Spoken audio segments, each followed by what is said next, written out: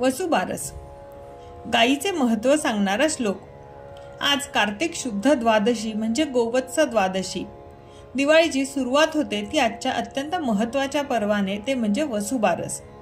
या दिवशी आपण गाय आणि वासराची पूजा करतो। हा सण आपल्याला केवळ धन आणि समृद्धीचीच नाही, तर निसर्गाची आणि संपूर्ण सृष्टीच्या पालन पोषण करणाऱ्या गोमातेची आठवण करून देतो। यया सर्वमिदं व्याप्तं जगत स्थावर जंगम ताम धेनु शिरसा वंदे भूतभव्यस्य मातरम। यया सर्वमिदं व्याप्तं म्हणजे जिने सर्व चराचर सृष्टीला व्याप्त केले आहे।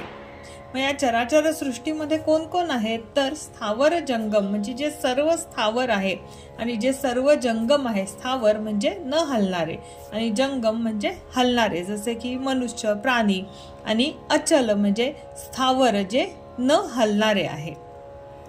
भूतभव्यस्य मातरम, जी गतकालापासून आणि भविष्य कालातील माता आहे।